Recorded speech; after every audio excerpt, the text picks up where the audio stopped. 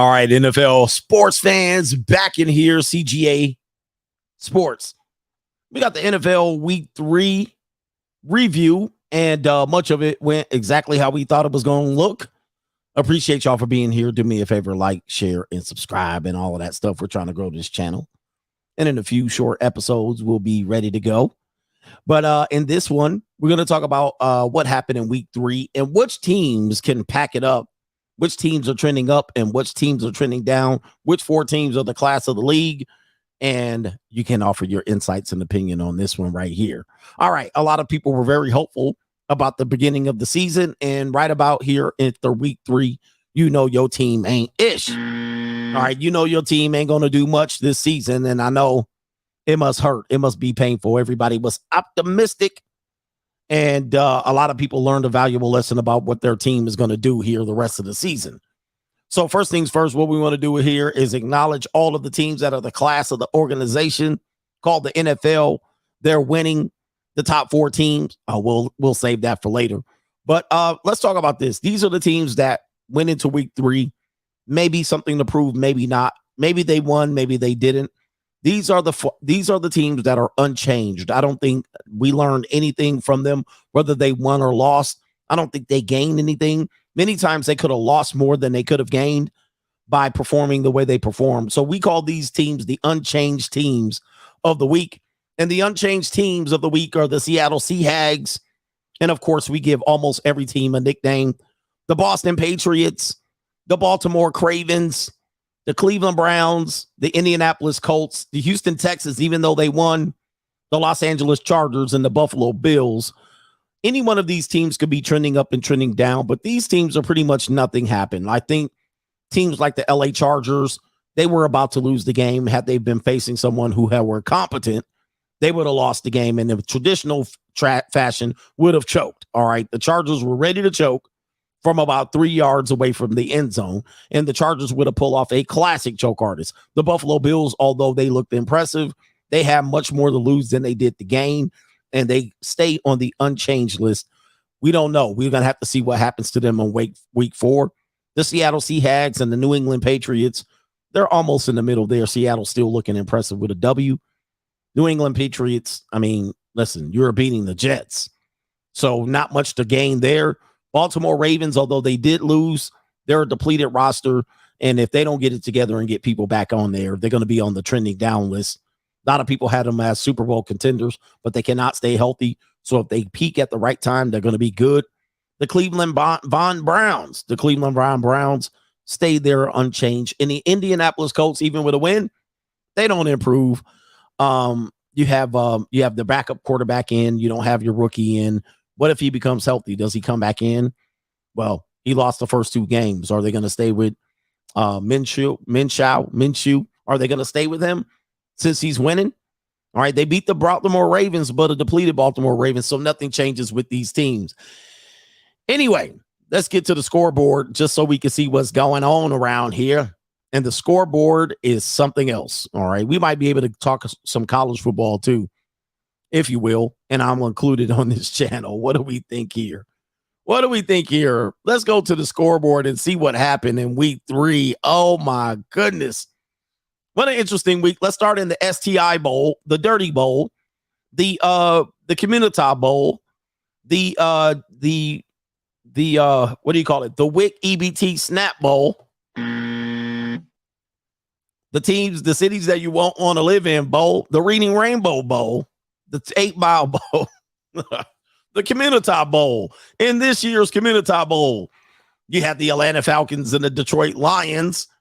These STI Falcons thought they had something going on, man. The Dirty Birds thought they had something going on, and they were brought back down to life.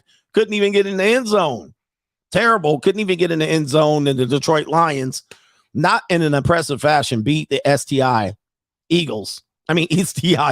the bird-infested flu, the bird flu Falcons. Yes. They beat the Cognac Classic. The Cognac Classic out here, Detroit Ravens, or whatever they call. The Waffle House Bowl. The Detroit Lions come out on top, not in impressive fashion. And the Detroit Lions were considered a favorite to go to the Super Bowl. They don't look like it that much, but I think the Atlanta Falcons definitely came back to earth, and not a surprise here. This is not a surprise. So I got the Falcons. Where do I have the Falcons here? Did I put them on the unchanged? No, I didn't. I got them on trending down. They're about to return back to earth. The Falcons are about to land here. Detroit, I have them. I thought I should have had them on the list. Where do I have Detroit? Looks like they're not on anyone's list. I should have them unchanged. I should add them to the unchanged list. Let me go ahead and do that now. Because Detroit, nothing happens. I mean, I didn't think they were supposed to win this game. And they're 2-1. I mean, in their division, right now, 2-1 can win the whole damn thing. All right, if they continue at this pace. So I got the unchanged. I'll keep that scrolling across the screen right there. The E&J. What about the Church's Chicken Bowl? The Church's Chicken. All right, so there you go right there. Nothing impressive from either one of these teams. You got one team unchanged, and then you got the Falcons probably on the trending down position here. But let's go to the next game. No need to belabor that point. That probably game was boring to watch, too. All right, so we got the STI Falcons returning back to earth. The next game right here, the Minnesota Vikings and the Los Angeles Chargers. Man, I'm going to play a little bit of a clip on this one, and I can't play the entire clip, so I'll have to scroll here. The Los Angeles Chargers were about to take another L. They were about to start the season 0-3, and it was about to be panic time. Coaches willing to go have to volunteer for his job. And the Chargers, in classic fashion, go up. They do well, and then they choke. And the Minnesota Vikings were about to swipe one away on the road from the Chargers. The Chargers should not feel good about this win because they typically have the same problems over and over again. And as a matter of fact, let me take you to the screen here just to show you what happened to the Los Angeles Chargers right here. And I watched this part of the game. I did watch this part of the game live, and I was wondering what the Vikings were doing. I was like, what are you doing? So the Vikings had a not so impressive drive to get down the field. I can't remember. A couple of things happened here. And I can't play the clip straight ahead because the NFL will ding me. So I'll have to play it kind of like this. All right, I'll have to scroll. All right, so Chargers have the ball here at the 6-yard line. And I think they even had it at the 3-yard line, if my memory serves me correct. I actually have a lot of games mixed up. And I think they got a penalty. All right, if I'm not mistaken. So here's what happened. They actually get the ball back down here in the red zone. And with 19 seconds left, this is Kirk Cousins right here scrambling around. Mind you, they have no timeouts left. And Kirk Cousins, they scrambled to the line. They wasted probably about 5 seconds before this. And then they didn't spike the ball. Normally you would run up and spike the ball. They just completed a first down. So they got, if they spiked the ball, they got 25 seconds left with 3 downs to score with 25 seconds. That's 3 plays in the NFL. And I'm wondering, they're not spiking the ball. So they run up to the line after a scramble. Kirk Cousins says he couldn't hear because the crowd was so loud. That's why he spiked the ball. But he didn't spike the ball. And he throws a pick here in the end zone after 2 people tipped it. And in typical LA Chargers fashion, this is how they win. Win ugly. So you stop the clock. That would have stopped the clock right here. All right, they just got a first down. I don't understand this at all. I don't know what was going on in their mind. And the coach let this go. So they line up with the clock running. Oh, my goodness. Oh, my God. That's terrible, man. That is absolutely crazy. They caught it right there. They're right there at the 6. They got 3. Well, they really have 4 plays. 25 seconds left. He clocks it with 20 seconds. They got 3 shots at the end zone. They would have won. He said, we reached Pete. So the Chargers really didn't do nothing right there. They really didn't do nothing. So I got the Chargers on the unchanged. What do I got them? I think I have them on the unchanged list. They didn't impress me. They should be 0-3 right now. All right. Damn Chargers. So Vikings right now are struggle zone, and they're looking at facing the bottom of the NFC, but the Chicago Bears are going to outclass them. Speaking of the Chicago Bears, let's get to the Chicago Bears real quick. And I watched the first half of this game, and it was a doozy.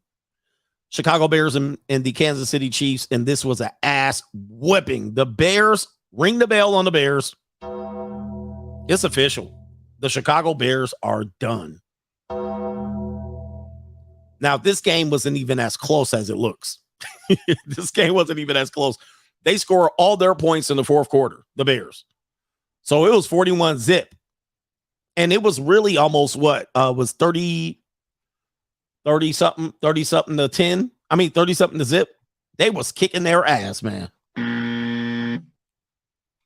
All right, so they got 10 points in the fourth quarter, so it wasn't even as close as it looked. Kansas City Chiefs was doing whatever they want. At one point, I don't think the Bears crossed the 50-yard line. I don't think the Bears crossed the 50. And I watched them on like 5 series. I was like, they didn't even cross the damn 40 yet.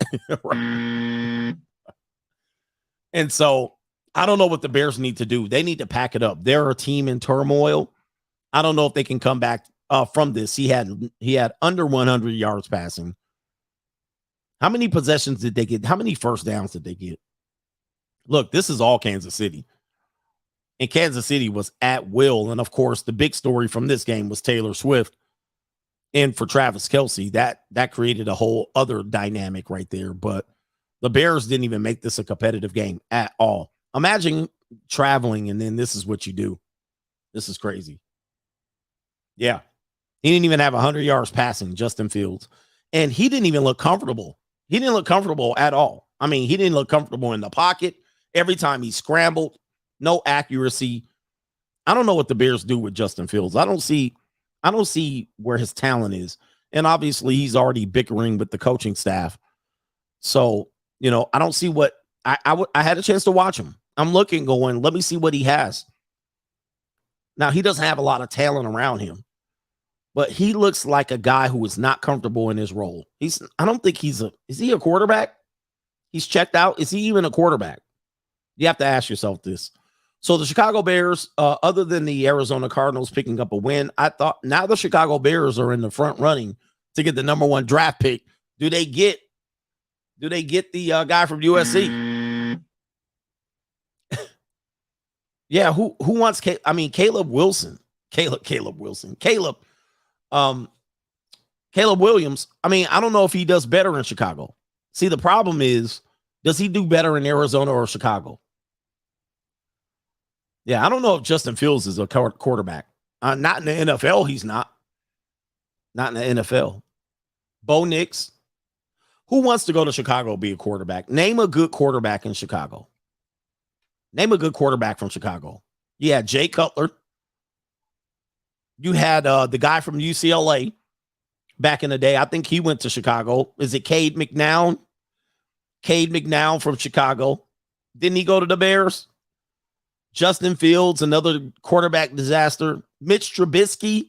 Didn't Mitch Trubisky? Oh, dude, I don't know, man. Rex Grossman. All right, they had Rex Grossman. Jim McMahon. Gosh, the Chicago Bears are a dumpster fire at quarterback. I don't know, man. What's going on with the Bears? They need to get rid of they need to figure out what they're going to do with that franchise. Yeah. He said, I need some misogyny. Did Tim Tebow play for the Bears? All right, I don't know. All right, so let me see here. What am I doing here? Let's do the trending down teams real quick. The teams that are trending down, that people have to have some concern about these teams right here. The Las Vegas Raiders trending down. Unbelievable. The Las Vegas Raiders. The Las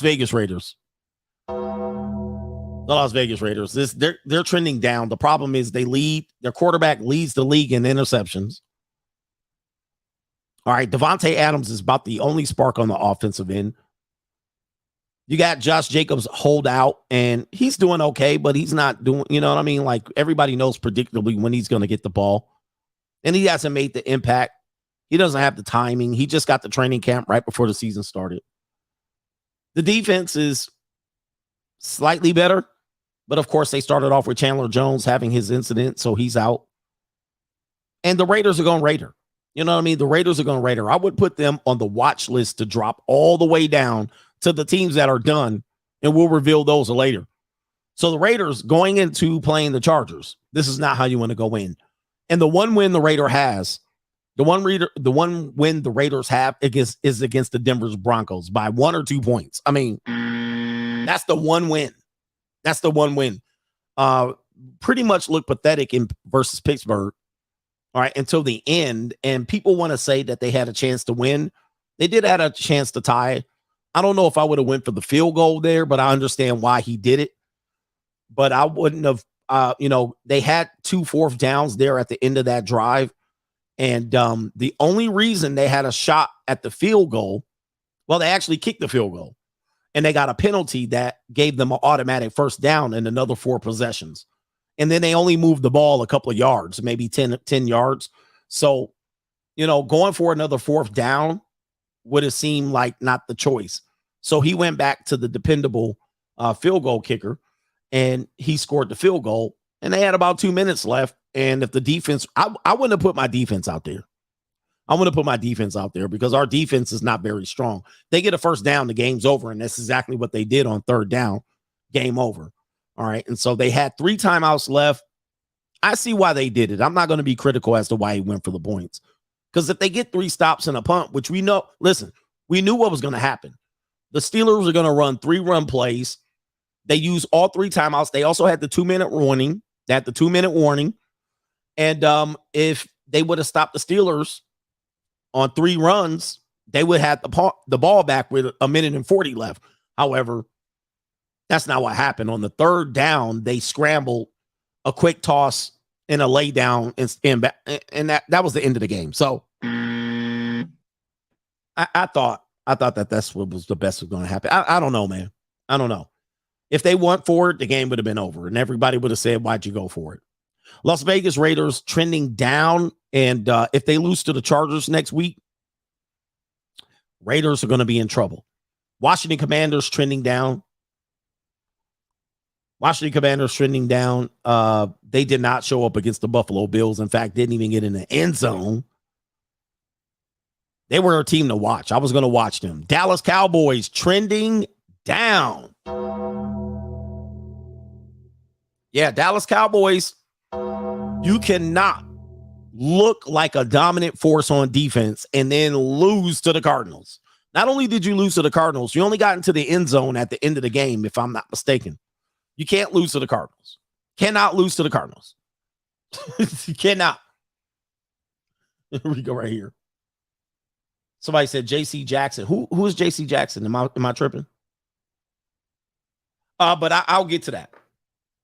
And they lost Diggs. I know. Well, we told you on the preview show, losing Trayvon Diggs is a big deal. I know I pronounce names wrong, so bear with me. I know the name, but I don't know names. Losing Trayvon Diggs is going to be a difference on the defensive end. People don't realize that. That's somewhat of the captain of your backfield. He's essentially the quarterback of your defense. Losing him is going to be a big deal. And you basically can't do anything and get in the end zone until the end of the game. Dude, if I'm a Dallas Cowboy fan, I'm looking at this team potentially could actually go completely downwards and backwards. We looked at their schedule. Dallas looked dominant, top 4, and they're done. All right. So if you were a Cowboys fan, you were thinking Super Bowl. Now you're thinking toilet bowl. All right. We got the New Orleans Saints trending downwards as well. New Orleans Saints, Derek Carr injured. Not a surprise. That would be like Jimmy G getting injured. Derek Carr injured. He's pretty fragile quarterback in New Orleans, you found out. So he was able to keep you in games. In fact, he was up 17-0 before injured. Defense showed out. Derek Carr kept you in the game. Derek Carr goes out. You bring in Jameis Winston, who's an absolute disaster. Jameis Winston. Nah, man, he's not a good quarterback. He's panicky. Did you see him in the game? He's panicky. He's all over the field. He's giving instructions. He's just too panicky to me. His feet, he got happy feet. Jameis Winston's not it. He's not it, but I like the guy. He's just a goofy. He run like my auntie. Yeah, he'd be super scary. He'd be panicking, giving the orders, trying to act like, I don't know what's wrong with that guy. But he's not going to lead your team. He's going to have as many interceptions as he is going to have touchdowns. He's not the team that, they don't have a team built around Jameis Winston. Their team is built around Derek Carr. And Derek Carr is just going to do enough to keep you in the game. But the problem is he's super fragile. He's broken his back. Now he has a shoulder. All right, he's broken his leg all during the Raiders' tenure. And he has to stay healthy. He has to stay healthy. If he doesn't stay healthy, the Saints don't have nothing going on. And we'll see when he comes back. But the Saints were up 17-zip, lost. Terrible. James. Crab legs. All right, Atlanta Falcons trending down. Forget about that team. They're done. They'll be trending down the rest of the year. Minnesota Vikings, I think they lost their morale. Green Bay Packers, don't be impressed by your season right now. I'm telling you, the Packers are going to level out. Jacksonville Jags, how embarrassing. The Jags.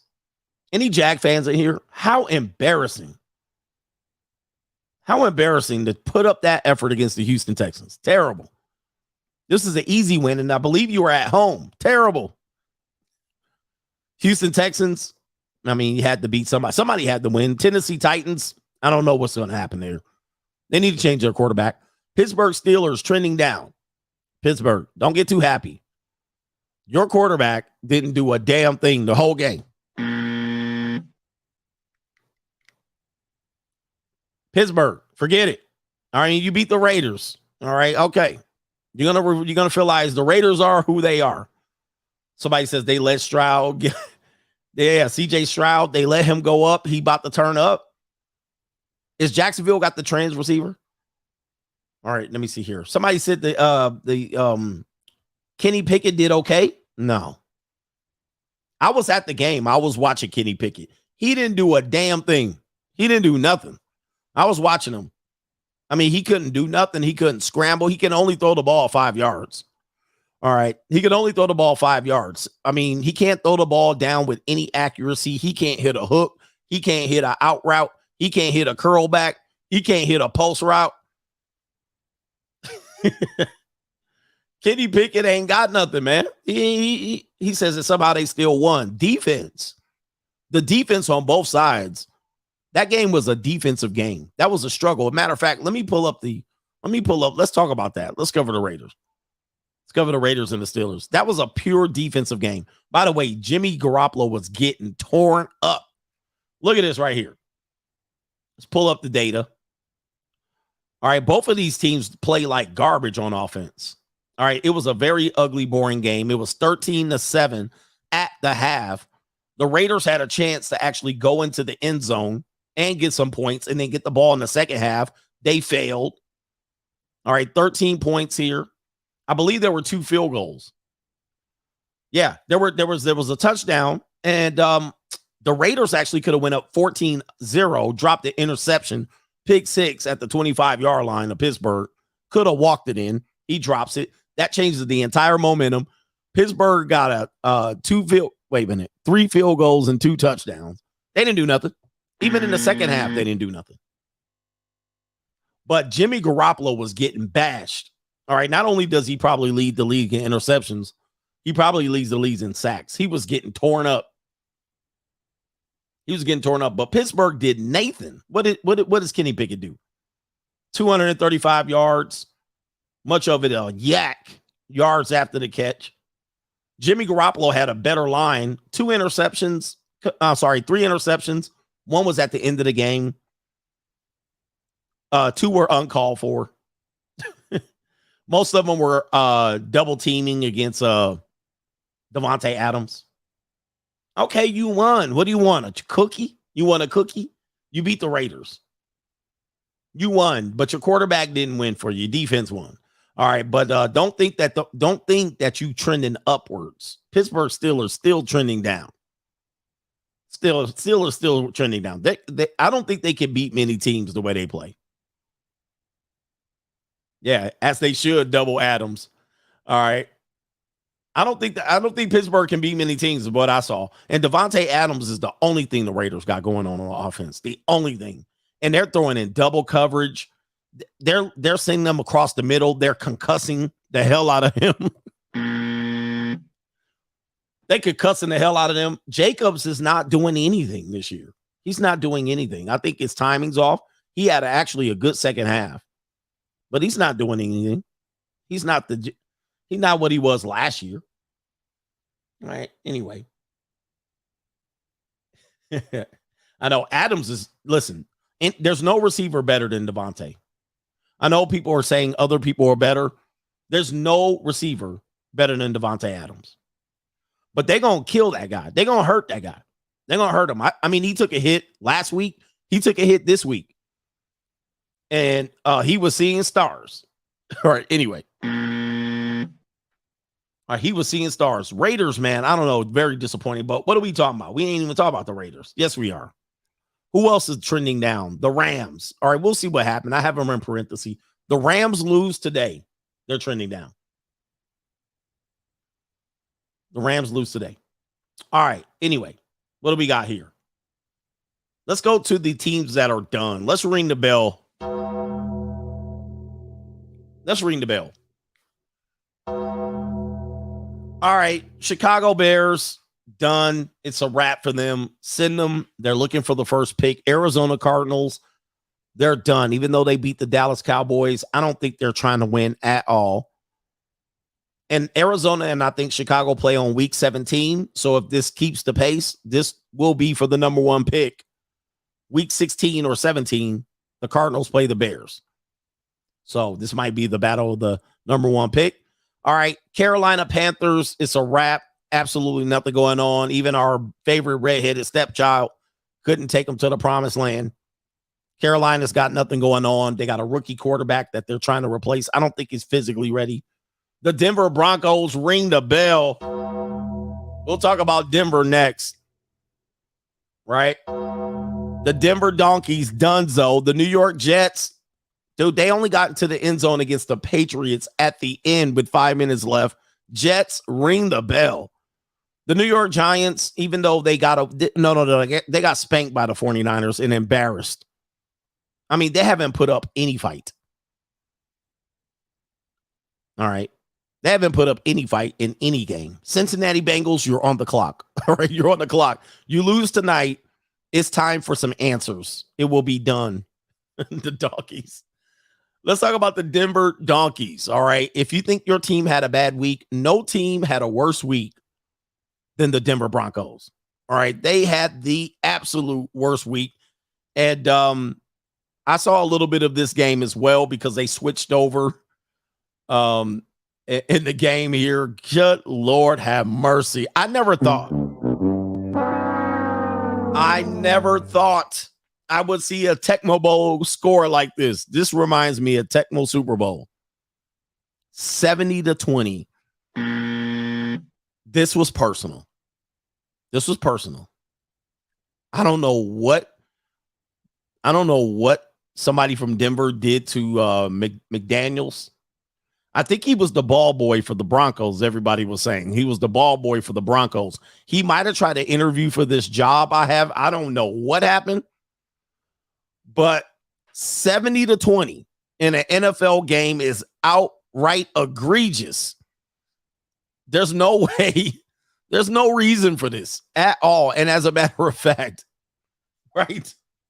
They could have scored more. You're not kidding. I mean, they were on pace to put up 80. This is crazy. I thought they were going to. I wish they would do it. In an NFL game, no team should get spanked like this.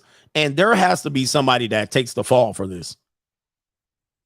The Broncos did not interview him. Okay, there must have been something because he might have wanted this Denver job. All right, he might have wanted this Denver job, and he was a ball boy for the Broncos, so he probably politicked hard for this job. And holy moly, who do you blame for this? Well, people are trying to say Russell Wilson is not to be blamed. And as you look at his stat line, 306 yards, 1 touchdown. First drive, I don't even remember. And 23 for 38. In fact, they're saying his statistics for the season are up there with Patrick Mahomes. But here's the thing about Russell Wilson. This is the misleading thing. If you watch the Broncos, they're nickel and dime, right? They're nickel and dime. So Russ is basically dropping back 5 yards, nickel and dime, 10 yards here, 8 yards here, 5 yards. So He don't have room to throw an interception. He don't even hold the ball long enough. He's not even holding the ball. So he got the ball and he just check down. He just sitting there. Every now and then he'll get sacked. All right, but the Broncos, there's no way. You know, the Broncos, there's no way that you can't say Russell Wilson's not. Yeah, he can't see past 10 yards. He can't. So he's just nickel and dime dumping it. So, yeah, I mean, listen, I don't know how you get 300 yards when you lose by 50, but he got it. He got 300 yards and still lost by 50. So he's not throwing the ball very deep. And Judy still, no, I think he played in this game. I think Judy played in this game. So comparing the both stat lines, it looks like Russell Wilson did something, but you got to realize he's just clocking it down the rest of the whole season. The defense needs to be ashamed of themselves. Check down Wilson. Yeah. Check down Charlie. That's it. Yeah. So people are saying his stats are good, but I watched the Denver Broncos twice, and all he's doing is passing it 5-10 yards here, 6 yards there, 5 yards here and there. And these guys are open after 2 steps. So it's not really moving the ball. He's not really making an impact. In fact, if you watch him, he's playing with no emotion. He's playing with no emotion. So where he could be losing the team is he's not leading the team. He basically goes through. Actually, I think he had an audible one play. I saw him audible out of a timeout. I think they end the half, and he audible on some bullshit ass bubble screen. I was like, like right at the 5-yard line before half. I was like, they called a timeout. He went to the sideline. He came back. He audibled out of it and bubble screened somebody at the 5, and they blew it up. The Dolphins blew it up. So it's the thing. It's the thing. Like, he's playing with no emotion. He's just going, I'm going to follow. He playing like a robot. He's playing like a robot. He doesn't rile his team up. I don't think his team really trusts him. Did I say the N-word? I don't remember. Right? There goes my monetization. Yeah, he's dead inside. So the thing is, they're saying that his stats are good, but he's not leading that team. So the team doesn't trust him or believe in him. He doesn't really. It is what it is. All right, so the Dolphins, are they legit? They're legit. Somebody said it's Sierra's fault. I don't know. Yeah, Patton. Somebody says, what's this trending down? These teams are going. No, did I already have the trending down? All right. So anyway, Denver Broncos, that game was an absolute disaster. And it was a record. I think it's a regular season record. There's a postseason record, 73-zip. But I think that's about it. All right. So anyway, let's get to the rest of the scoreboard real quick, and then we'll get to some predictions, early indications. He said CGA got 8 correct picks right this one so far. Yeah, man. All right. Did I cover this? Green Bay Packers lucky to get out of it. They scored 8 points they scored 18 points in the 4th to win by 1. Green Bay is not legit. They stunk up the place. They stunk up Lambeau. Derek Carr, he's another kind of nickel and dime quarterback. Try to stay up, keep him up in the game. He'll do all right. And they were up. Jameis Winston comes in, can't do a damn thing, can't move the ball. All right, and they lose 18-17. And this would have been, it's the 4th highest. This would have been another Saints win, and they would have eked it out to 3-0. I still think the Saints are built around Derek Carr to do the bare minimum. And without him, if he's out for a considerable amount of time, Saints will be trending down. Packers, do not get happy with this performance. All right. Same as the Steelers. I wouldn't be happy with this performance. You came back against a team that had to lose their quarterback. Let's see here. Let's go to the next scoreboard. I had the Saints winning that game, and I was doing okay. I was doing okay. Houston, Texas, and the Jaguars, like, who really cares? Who really cares? People are looking at CJ Stroud. He's doing well. That's good for him. Good to see him out here doing something. Trevor Lawrence and the Jags, they didn't show up. They didn't show up to the second half, and it's going to be too late against any team.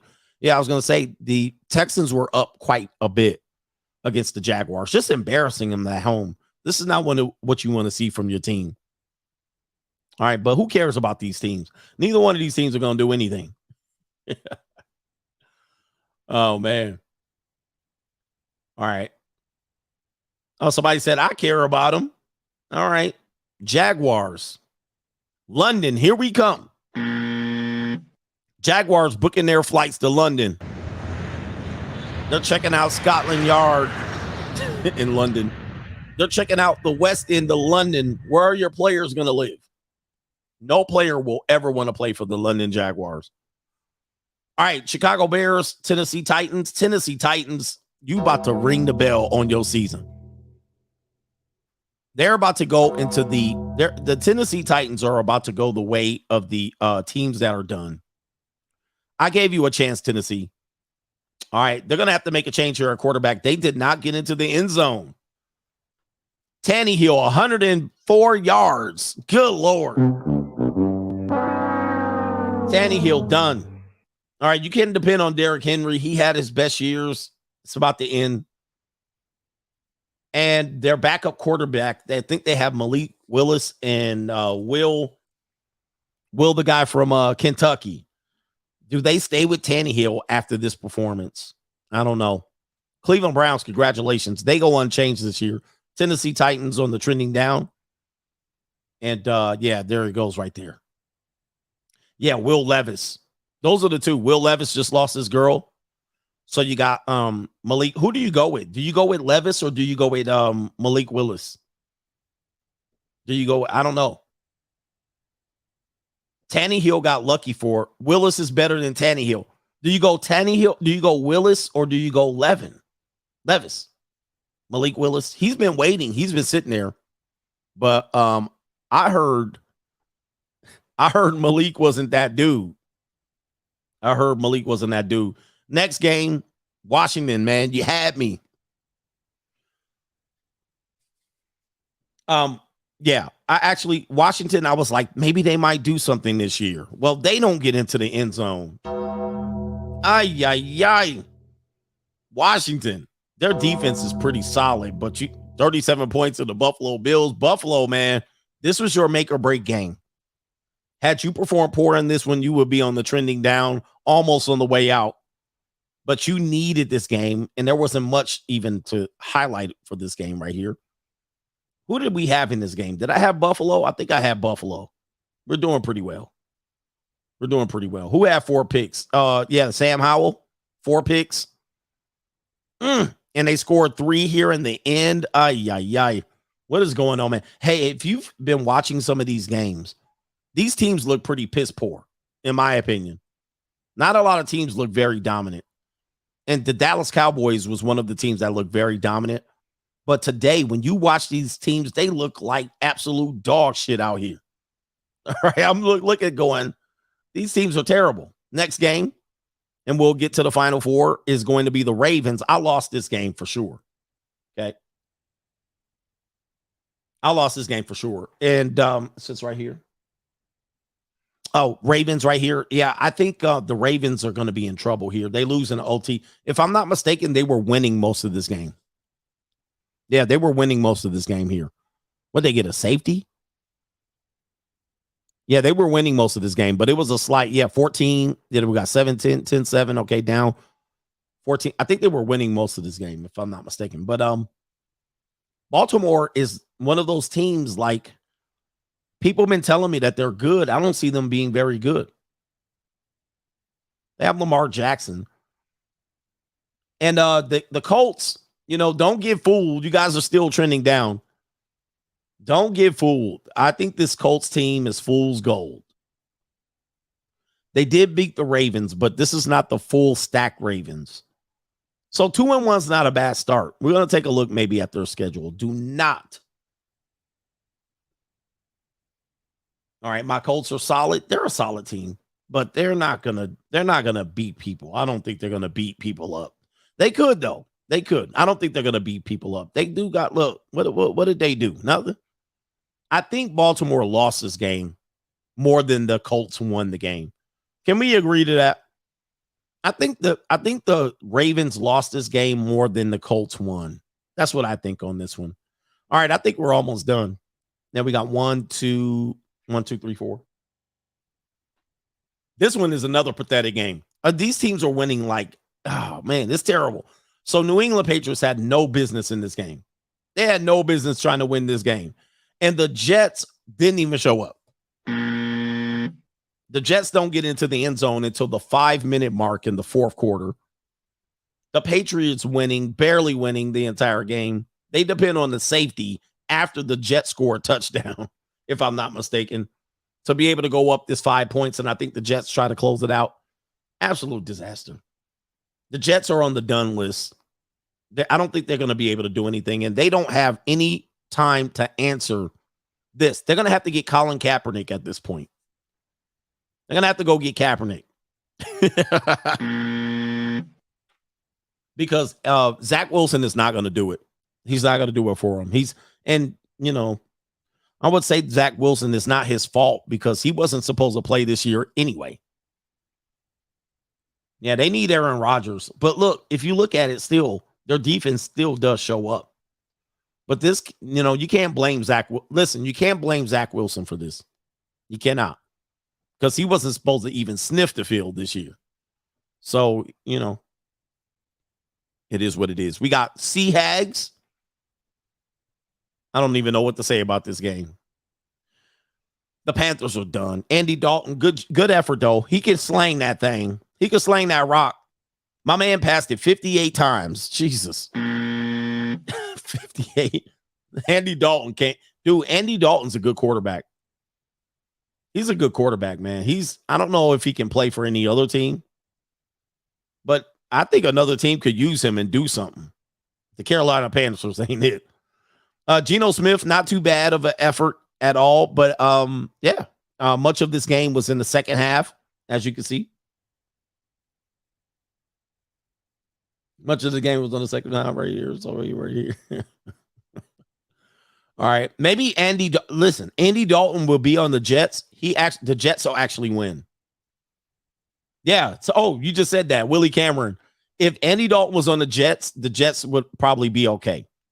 All right. But he's not going to do much with the Panthers. And the Panthers were going to be poo-poo anyway. Poo-poo. Last couple here. Did I get the Cardinals? Cardinals and the Cowboys. Look at the Cowboys, man. One touchdown against perceivably the worst team in the NFL. Now the Bears got it for sure. One touchdown. And that was in the second quarter. 3 field goals. What is Dak Prescott doing? I don't know. I didn't see any highlights of this game at all. I just saw that they were losing pretty much the entire game. They were getting handled. And I was like, at some point, this will turn around. And it didn't. I'm like, the Cardinals is handling them? The Cardinals. They get handled by the Cardinals after going. Oh, jeez. Dallas, you gonna watch right now, man. Cowworld. I mean, your defense is struggling a little bit. Dak, come on, man. You can't do that. Let's go to the teams that are done. All right, the teams that are trending down, we'll go over it again. Raiders trending down. Commanders, Cowboys, Saints, Falcons, Minnesota, Green Bay. Don't let the record fool you. Jacksonville, you're in trouble. Houston Texans, you got to do a little bit more. If you win next week, you'll be all right. Tennessee trending down. Pittsburgh Steelers. Pittsburgh fans are happy. They're some of the nicest fans in the league, though. I'm going to tell you that. I was at a game in Pittsburgh 2 years ago and actually was at this game. Yes, it was majority Steelers fans there, but, every game is majority the other team. So people are making a big deal about it. I think that the fact that you can see their towels, everybody's like, the terrible towels were out. They took over. Every team takes over the Las Vegas stadium. But, if you look at the Vegas schedule, it's not good if you think about the teams that travel. And there's a lot of teams that have fans where you are. See, Vegas is a transient city. Not only that, it's a city where you want to go. So it's a destination city. So nobody's from Vegas that can afford to go to the game. Nobody from Vegas cares about the Raiders. And then it's a city where everybody wants to go. And they're like, oh, we're playing in Vegas this year. Everybody's going to show up. So the stadium is either 60-40, the visiting team, or worse, 70-30. It's kind of like the Chargers. 70-30, 80-20. Kansas City, San Francisco, 80-20 easily. When Kansas City was in, I was at all of these games. And San Francisco's in the it's all red. It's a sea of red. Let's take a look here. Denver traveled well. Buffalo, no. That was at Buffalo. Okay, so Steelers, they travel well. When they play the Chargers and the Rams, it's 80% there. Packers, that's going to be a disaster. The Packers fans travel well. You have the Patriots, they did okay. Patriots, it was like 40% Patriots fans last year. I haven't seen the New York teams, but the New York teams come in. You can imagine they're going to travel well. You have the Chiefs. That's going to be 80% Chiefs fans. The Vikings traveled decently. I actually was at a preseason game, and the Vikings were there. They did a decent turnout.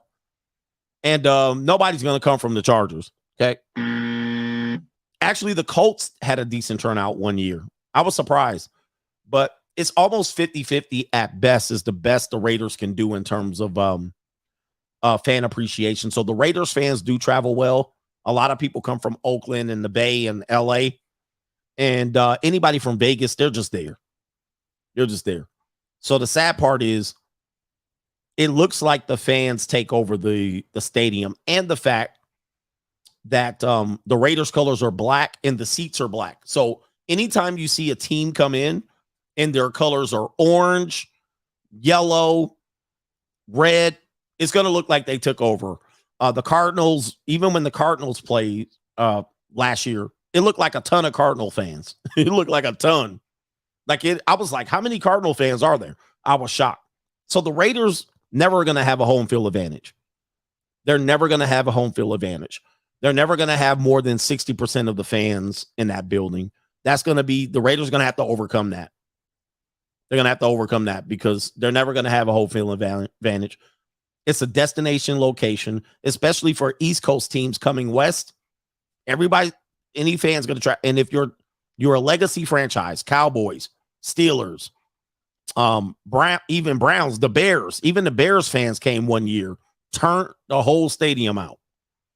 So any bright color is going to look like this stand out. Anyway, yeah, it's disappointing as hell. They would have to turn into winners, which we got the Golden Knights. So the Golden Knights is the team. The Golden Knights own Vegas. The Golden Knights own Vegas. So that's the city's winner. And then the Las Vegas Aces of the WNBA, they own the WNBA. So the Raiders have to live up to those two teams being winners. And I don't see them taking that over. It's not going to happen. The Raiders would have to take over the league, and I just don't see it for them, just to be honest with you. They would have to take over the city. It's going to be tough. It's going to be tough for them. I feel bad for the Raiders fans, but it was a better location for any NFL team. That was the best team to put in Las Vegas. They were going to put somebody there. It was the best team. If they would have put the Rams here, it wouldn't have worked. If they would have put the Chargers here, nobody would have gave a damn. The Raiders were the best team, and even then. All right. Last couple here. Did I go unchanged? The teams that are done, ring the bell on them. Last one, the class of the NFL. The class of the NFL. He said you could have the Bears. I'm not coming to Detroit, man. I'm not coming to Detroit. I'm actually not even considering going to the Chargers game. And I got good tickets. I might go because it's this weekend, but the way this team is playing, I don't think I'm going to travel much. I don't want the Bears neither. I don't want the Bears. I don't know what to do with this team. But top four team, the class of the league, the Miami Dolphins, the San Francisco 49ers, the Philadelphia Eagles, and the Kansas City Chiefs. Right now, the only team that is ahead of schedule is the Miami Dolphins. The Miami Dolphins They laughed at me. Save my money. I know. I'm going to just sit here and work this weekend. Sell my goddamn tickets. But I'm going to see my son, and me and my son are going to the game. So, that's the only reason I'm going to go. That's the only reason I'm going to probably go to the game. But, you know what I mean? Getting a hotel but top 4 teams. I mean, anybody got a different team than this? Anybody got a different team than these 4? Somebody says, I'm with the Ravens and the Dolphins. Yeah. That's the only reason I'm going to go to the game. I'm going to hang out with my son this weekend, go to the game. It's much needed time spent. He was going to come out here. He said, I don't want to go to the Chicago game. Hell no. Skitty pop, pop, pop. And a boom, boom, brr, boom. KT King trying to trigger me. And he got the Chargers.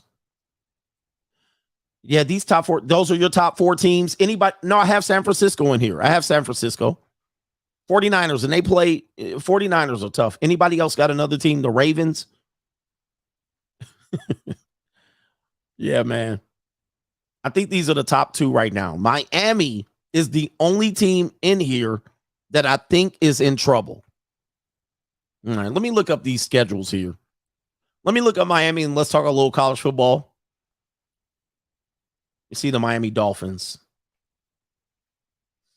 Buffalo Bills, they stumbled out of the gate. So they got some ground to make up. Buffalo can easily get in there. Washington. Commanders? No. Only the Redskins. Somebody has the Buccaneers. Oh, Jesus. Buccaneers about to fall down to earth right now.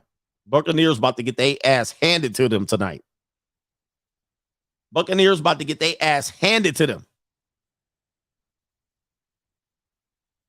Buccaneers are done. All right, that's it for them. All right, let me see here. What does Miami's schedule look like? See, Miami is fragile. I'm not trying to say people can get injured. I don't want any players injured, but the injury bug is around the league. I just can't see them being healthy. And they don't have that much depth. I mean, they do have a lot of great receivers. They already have Waddle out. They can't afford any injuries. What does Miami got? Dolphins, Giants, Panthers. That's a good schedule. They're going to get tested this weekend. They got Eagles, Patriots, Chiefs. Oh, I remember this. Oh, Miami is about to be a wrap. Miami, look at this schedule. They have the Bills, Giants, not a big deal. Panthers, not a big deal. But then they got Eagles, Patriots, Chiefs. That's a pretty meaty schedule in between there. Pause. Miami has to stay healthy. Miami stays healthy. Woo! They are like the modern day St. Louis Rams. They're the modern day St. Louis Rams. They're fast to a quick getting rid of that ball because they don't want them to get touched. Who has Miami played? Good question.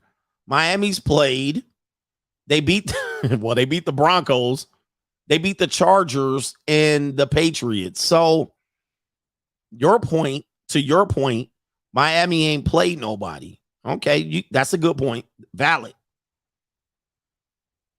To your point, and they eked out a couple of wins other than this ass whooping. Who has Miami played? They haven't beat Buffalo. Am I tripping? They play Buffalo this weekend. Miami looks good, but let's see what they look like at the end of this week. It's going to be interesting. Tua is good. Defense is solid. Obviously, 70 points. Chargers, they better win this weekend. If they lose this weekend, pack their ass up. All right, let's get to college football. Let's go to the top 25. Give you our opinion on college football. Let me see here. NCAA college football top 25. Hey, man, if you're a Colorado fan, don't take it personal. Y'all about to get y'all asses kicked again. All right. I know you guys we already predicted this, by the way. So anybody that thought Colorado was going to do something against Oregon, why? That game went exactly how anybody with some common sense thought it was going to go. Nobody had Colorado winning. Now, if you had Colorado winning and you got upset, like that game was supposed to be an ass whipping, and everybody knew it. This is why they were celebrating those 3 wins, right? All right, but anyway, yeah, people was taking this social justice. No, man. Colorado was supposed to get their ass kicked. All right, but anyway, Georgia, Michigan. I did see a little bit of Michigan. And Michigan looked all right. Ohio State did not look okay. All right, but they eked out a win last second, too. Last second win in Notre Dame, which goes for a lot of points here. Is Notre Dame overrated? Possibly. Texas thumping the hell out of somebody. They thumped somebody. Baylor. Texas looked legit. Now, Texas is Texas. Texas is Texas. I never can. They're like Kansas Jayhawks of basketball. They're the Kansas Jayhawks of college football. You don't know what the hell they're going to do once the tournament starts. USC, always sloppy. Penn State, always overrated. Florida State looks not that good. I saw a little bit of the Florida State game. I was not impressed, although they're decent. I'm going to tell you what team you need to watch out for. There's 2 teams you need to watch out for. Washington and Oregon.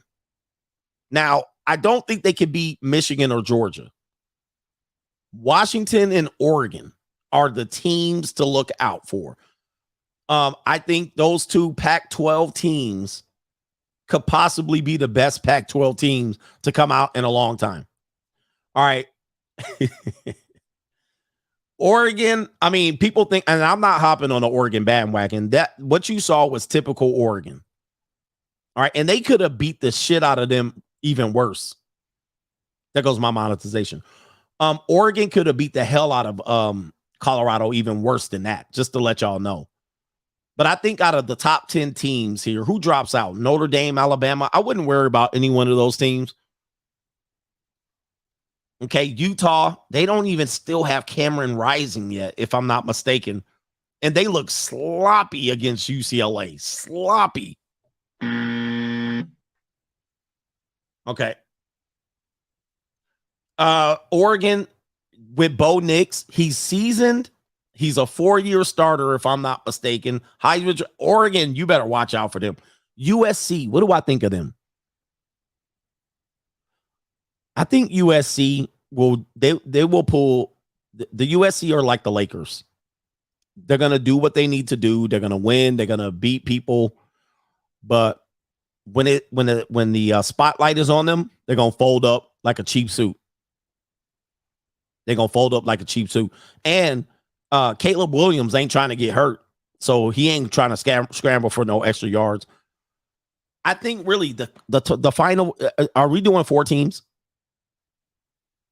All right, doing 4 teams. Georgia, I don't know who beats them. One of these teams got a tough game coming up. Alabama survives Ole Miss. I thought Ole Miss could have beat Alabama. Alabama's in trouble. Their quarterback plays. Okay, so Georgia, Michigan. Michigan. Do I take Texas or Michigan? I got to take one of these teams because I got to put a Pac-12 team in. And I want to see Washington versus Oregon. Let me check if they play. Does Washington and Oregon play this year? Washington versus Oregon. See if they play this year. Sometimes these teams don't play each other in the Pac-12. They do, October 14th. Whew. That's going to be a shootout. Washington, Oregon, October 14th. That's going to be interesting. That's going to separate the men from the boys. Whoever wins that game's coming out of the Pac-12.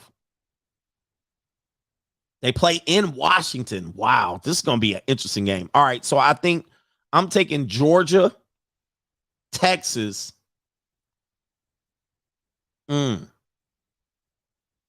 Whoever wins Washington and Oregon. And Ohio State, Florida State, I don't believe in them. Matter of fact, they did beat Clemson, but Clemson's down this year. You know, they're experiencing their hangover from a great run. So that's normal. Recruiting is tough. And plus, I guess he's not recruiting any transfer portal. Let's see how long that lasts. I think Florida State's got an interesting schedule here. Let me check it out real quick. Florida State. Oh, let's see here. Oh, shit. They might walk it. Florida State's got a very favorable schedule here remaining. They could do something. I mean, let's see here. If they go undefeated, that's going to be it's going to be hard to keep them out. Their quarterback play is good. Yeah, they're fool's gold. They are. They're always fool's gold. But I just don't. Who gets them out here? Their conference is weak. Who gets them out?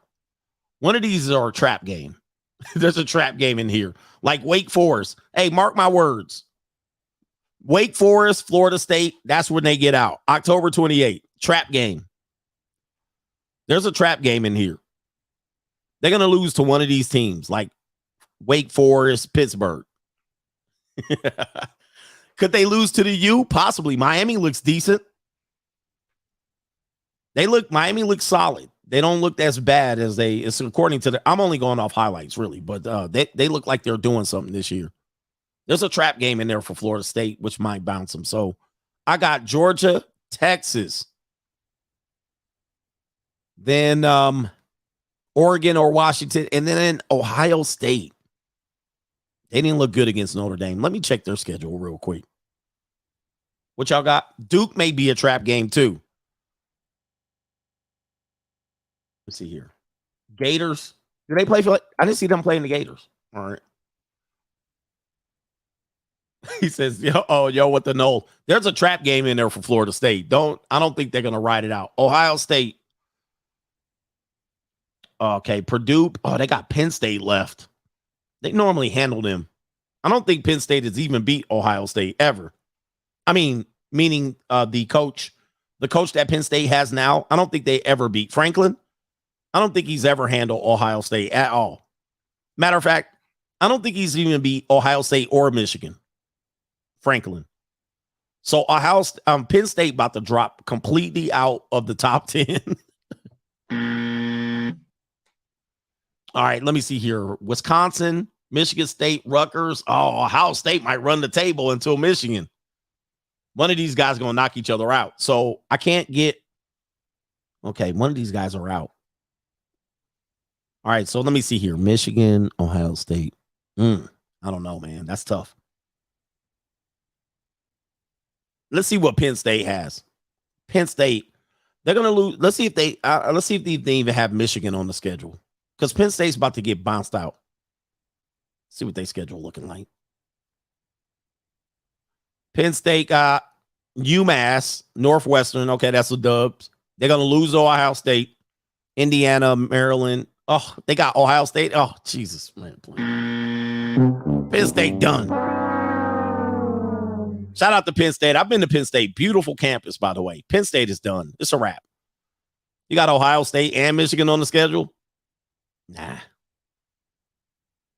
I don't think they can hold on. They're getting bounced. They're getting bounced. All right, let's see here. Yeah, that Penn State and Purdue, they're about the same. Purdue, they're going to do something. And then all of a sudden, they're also like Ole Miss. There's another team that I'm always like, they're always good up front. Virginia Tech. The first 5 games, these teams good. South Carolina. First 5 games, they be like, they're going to be good this year. Missouri. First 5 games, watch out, man. Missouri's 5-0. Tennessee. Soon as the season starts, you get in the middle of the conference. UCLA. UCLA's good for a 7-0. Then they play Washington, Oregon State. Get their ass whooped. North Carolina. I think North Carolina's in the top 25. Let's see what they did this year. They 4-0. Yep, like that exactly. North Carolina. These teams are always good first 5 games. Padding their schedule. There's North Carolina right there. Ranked 15. Yeah, North Carolina. You know they ain't about to do a damn thing. Everybody and their mama know North Carolina ain't gonna do shit. All right, hold on for a second. Let's pull them up. Let's pull up their schedule. Boston College, another team. Boston College. They always good first 5 games, and then the rest of the schedule comes in, and then they wake up.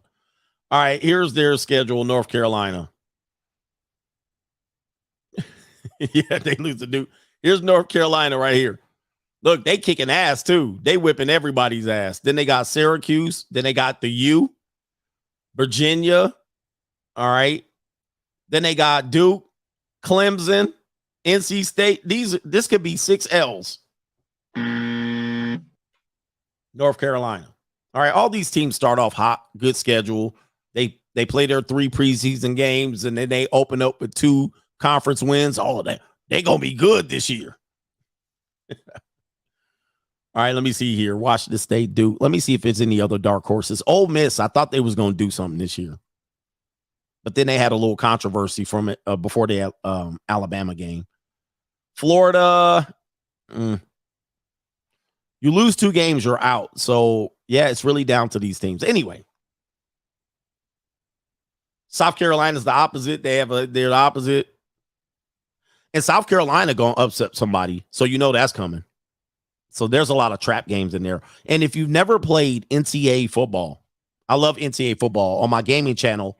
That was what my gaming channel was organized with around. NCAA football, if you ever played as a SEC team or a Big Ten team, you realize how hard it is. Because every game is like tight. Every game is tight. And so you feel bad. You see these teams, Ole Miss, Mississippi State. They got hammered. They got hammered this weekend, by the way. Mississippi State. There's another team. You play as these teams, it's like horrible. You play as LSU, you got to play like Alabama, Auburn. It's a gauntlet. It's literally a gauntlet. Somebody said, wait till the Vegas A's show up. It's a straight up gauntlet. And I'm like, dude, I wouldn't want to play that team. Like, even you're good. You're a good team. And then you're playing like, oh, it's terrible. Texas A&M. So you're going to lose. Oh, by the way, Texas A&M, another overrated team. They're another team, man. And Texas A&M was already lost. I think they lost their first game. And they have the highest payroll in the NCAA, according to Nick Saban.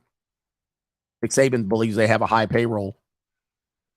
All right, but I think they lost their opener. Who did they lose to? Miami? And then the season's over.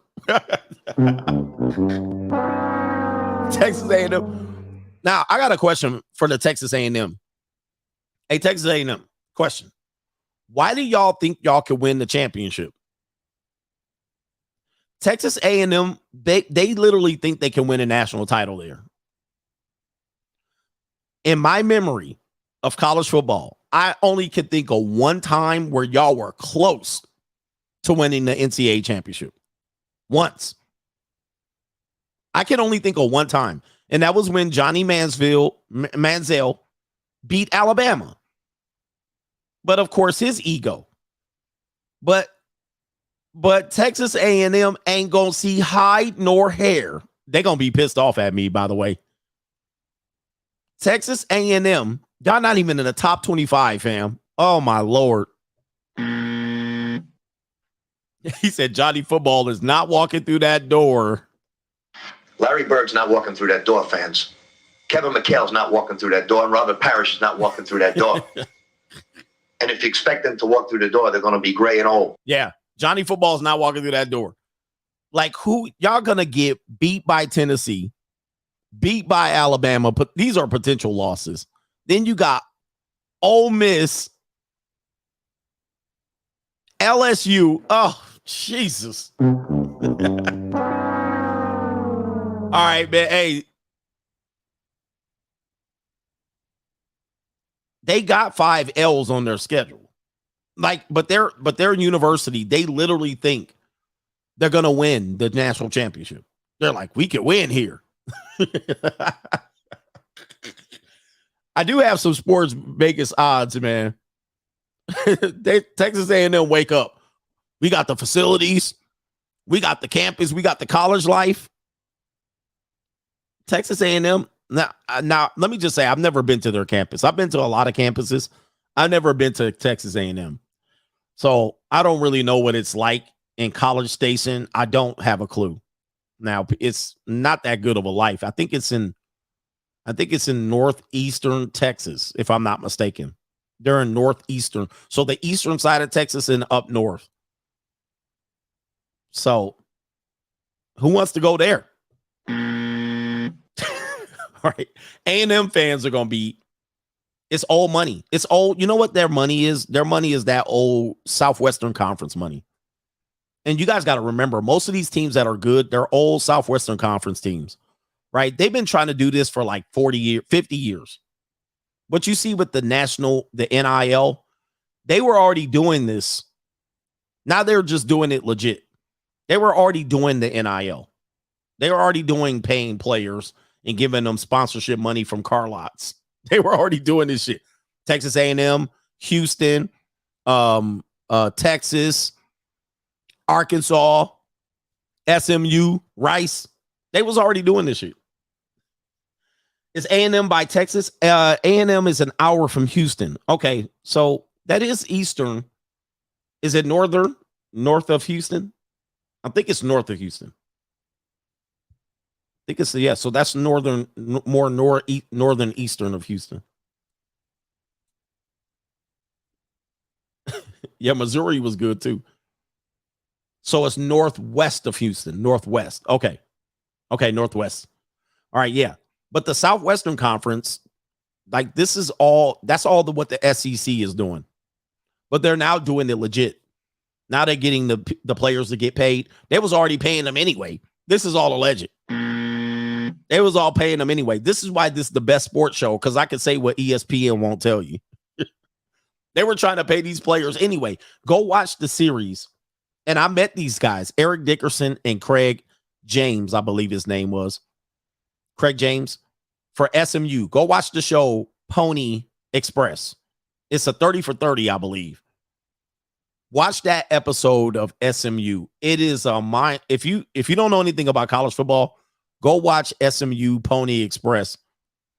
That is a great one. They've been paying players since the beginning. All these Arkansas, Texas, Oklahoma. Anyway, now they're just doing it legit. And guess what teams are on the top? Same teams as the old Southwestern Conference, essentially. And the SEC. So those are the same teams that are on top. It ain't Nathan change. It's only one person clowning the Raiders, and that's KT King. That's all. KT King, the only one trying to clown. But we'll see. He says that, yeah. And by the way, I met Craig James and Eric Dickerson. I had a banquet, and my mother was an organizer of the banquet. All right, she organized a banquet for Eric Dickerson's retirement. This is back when I was in high school. And his retirement banquet, my mother had a close friend who played in the NFL, and she was known to organize stuff like that. She organized his retirement party. And so back then, I met a lot of athletes. I met a lot of current and former NFL players. In fact, at the banquet table, at my table, was Jackie Slater of the Rams, the center, the offensive lineman, Jackie Slater, the head coach that was the SMU coach, but he ended up coaching the New England Patriots. I think at the time he was the Patriots coach, but he coached at SMU. He coached Eric Dickerson and them at SMU. I can't remember his name. But then he went to the Patriots and the Jets and stunk the whole field up. All right. You know what I mean? Cheating is how you get by. But I can't remember the coach's name. He was cool as hell. He was an old school coach. Those are the guys that sat at my table. Anyway. Let me look up the coach's name. He was the coach of the Pony Express. Let me see here. SMU coach. Those are the people at my banquet table. See the coach. Not Bobby Collins. It was, let me see here. It was the coach. Meyer. Yeah. His name is Ron Meyer. Yeah. Coach Meyer sat at my table and Jackie Slater. But anyway. And by the way, man, Eric Dickerson, I can see why he ran for a lot of yards. Like back then, he's tall. Like some of these running backs look small. But he was legit I'm going to just guess 6'2" and tall, and he ran high knee. Like, you think of running backs, you think of a small guy. Eric Dickerson was a tall guy. Like, he was tall and muscular. I could see why he ran the way he ran. He was 6'3". Who's tackling that? Who's going to tackle him? Like, he running through the middle with his knees all bumping up. Who's going to tackle that guy? Nobody. Like, I mean, not with a knee to the helmet, so you couldn't dive at his legs. Because now you can just dive at a ninja's legs. But if he's running and he's running with his knee ups and you're going to run right to him, you can't go for his legs, so you got to tackle him standing up. I can see why he ran. Seeing him in person, I can see why he ran for the way he ran. And was fast. Yeah, and he was fast too. I was like, man, I ain't tackling that mother sucker. And you can't take him out by the ankles. You got to gang tackle him. Oh, the coach was trying to get him to play tight end? Yeah, he was a big guy. He's big. So I was like, damn. Yeah, Christian Okoye. I've seen pro athletes in my life. I wanted to be a pro player. I'm a short guy. Just seeing people in person, athletes, it killed my dream. It killed my dream. I was like, oh. When I was a kid, high school years, I'm playing point guard, shooting guard. I remember I go see the Lakers play. I seen them play before this, but I go see the Lakers play. This was after Magic Johnson went and got when he got the HIV. It was Magic Johnson with the HIV. So the guy that replaced Magic Johnson back then his name is Sedale 3. So Sedale 3 looks like me when the camera's way up there. I'm like, oh, Sedale 3, he looks like he's a small guy. He's running around the court. I was like, okay, if Sedale 3 can play. Then I saw, I'm at the game. I'm floor level. I'm like in the second row, first row. There's the Lakers bench. I see Sedale 3 on the bench, like during timeouts. And I was like, oh. I was like, oh, damn. Well, I guess he's not a small guy. There goes my NBA dreams. I packed it up. I was like, I guess I better have a plan B. They look small on TV. Yep. They look small on TV. These NBA players, they look small on TV, man. But let me tell you something. This is why women's basketball is not good to see, because you're normally seeing the court capacity taken up by space. Then you see the women, and they look just small out there. They look like midgets. They look like the rim is 20 feet high when they're trying to do a layup. Then you see these crazy-ass superior athletes. I think basketball players are some of the freakish athletes out there. They're super duper freaky. They run like gazelles. They can jump like Superman, most of them. They can hit shots. They got touch. And they're freaks. They're just running around like freaks. Their arms go down to their knees. They got wingspans of 7 feet and they're 6'3". And they look small on the TV. On the TV, you're like, they don't look that big. Even the small guys look like shrimps, because the other guys that are near the basket, they look huge. But you cannot tell until you see them in person. When you see them in person, you're just like, you're like, this is a whole nother thing, man. It's a whole nother thing. They are unbelievable. So the small guy is the exception to the rule. So people will name, well, these guys did it. Well, they were super fast. They were superhuman. They had a skill that was superhuman, right? Earl Boykins, Spud Webb, and the guy, Muggsy Bogues. Well, Muggsy Bogues played for the top high school team in America, Dunbar. Muggsy Bogues didn't just show up and was like, I'll play. Muggsy Bogues was on the top high school team in America. Nate Robinson can jump over buildings. Like, these people were super freakish athletes and fast and quick step, and they could do this night in and night out. They could do this night in and night out. Now, if I tried to do what these guys are doing, I would do it for 5 games and be injured. But these guys are the shortest guy on the court, other than the exceptions to the rule. The shortest guy on the court is tall. Steph Curry looks like a kid. He looks like a little boy out there, and that's what people don't get, is that Steph Curry looks like, he looks like anybody could do what he does. No. Allen Iverson was listed at 6'1", but he was like 5'11", 6 feet, 5'11". But remember, Allen Iverson was the best football player in Virginia.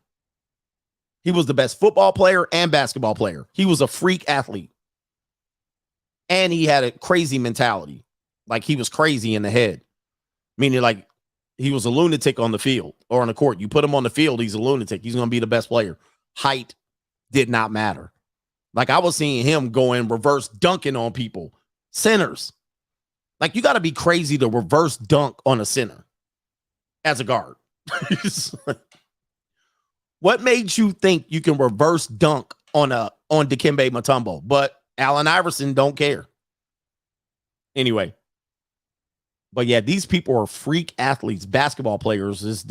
And the other thing about basketball players is they do it so easily. So what they're doing, they do it easily, and it doesn't look like they're giving an effort. So they'll do a dunk contest, and they'll be like, they'll throw it off the backboard, you know. Right, they'll go between the legs, around the back, around through the leg, and then they'll just walk off. Now, you try that. You go out and try that, even on an 8-foot hoop. You'll be fatigued, out of shape. You'll be out of breath. Your hands will be calloused. Right? Your Achilles and your calf will cramp up. Your knees will be gone. I mean, there's no way. So the thing about NBA players is, what's sad is that they're such freakish athletes that what they do, it looks simple. It looks simple, and it's not. They're just super freaks. Yep, ninjas will be done. You be in a hospital, breaking your arm against the rim. Have you ever dunked on the rim? Have you ever dunked? Dude, sometimes when you jump up and grab the rim, your fingers, like a bottom finger, will grab the rim. Like, you'll smash your fingers. Dunking is one of those things. Like, your hands get all scratched up and calloused. You hit your arm. They got their elbow in it. They're doing super freak stuff. The rim hurts. It's not soft. It is a very hard thing. And then you're slamming your hand against it. That's why I see them when they jump up and they just Carmelo Anthony style, and they never grab that rim. I'm like, their hands are hurting. They just jump up and they just push it through the rim like that. Yeah, I'm like, yeah, they don't want to grab that damn rim. It's crazy. Anyway, my mentor was an ex-MLB player, and he was doing bat flips and splits at 40. That's how athletic pro athletes are. Yeah. Always never think pro athletes are bums. If they made it to the pros, there's a reason why. These are super freakish human beings. Pro baseball players, all of them. I have mad respect for them. Mad respect. It's crazy. Yep. And they be doing backflips. They're super freakish human beings. And God, I love the ones that don't play no more. They don't work out. Emmitt Smith's like, I'm not working out no more. Right? They get the beer belly. They like, forget all that shit. I done worked out my whole life. Worked out my whole life. Somebody says, broke my finger doing a dunk because I was mad at my coach. Yep. I broke my ankle trying to dunk. I mean, I could grab the rim easily standing there with 2 hands. I mean, off 2 feet. Grab it with 1 hand. Broke my ankle, though, because when you're short, you swing. So if you're running towards the rim and you go up to try to grab the rim, as soon as you grab it, you're going to swing out like that. Bigger players don't swing out as much, but you're going to swing. So when you swing out, if you let go, Ninja, ain't no telling how you're going to land. You're going to land crazy. Rupture my Achilles jumping to get a rebound. So But when you swing out, you got to wait till you swing back. And most of the time, you're not going to do that. So you're going to release and you're going to land. So I landed on my toes, but I landed backwards and I sat back on my ankle. Broke. But yeah, man. And then when you come down as a short guy, you're coming down a longer way. Your legs aren't just going to fall down to the ground. So you're coming down on somebody's foot, on the ball. Yeah, those guys, Terrell Owens, Chad Johnson, they're super freaks. Super freaks. Terrell Owens could probably play ball right now. Terrell Owens could probably play football right now. Easily. Easily. I have no doubt that he cannot play. He could probably get on the field now. He's that much of a freak. And he could probably get you some yards. They can play today. And if he's in shape right now, I think Terrell Owens can make a team. Look at these receivers now. I think he can play a team. He can get on right now. It's crazy. Anyway, look. Somebody says, yep, I'm 5'9", dunked a few times. Yeah, it's too much. You don't want to dunk all that time. Anyway, Dez Bryant. These guys are super freak athletes. All right. Look, good luck to your teams this week. We'll predict some on Saturday. We'll be from the road, but we'll predict on Saturday. All right, man. We out. Peace.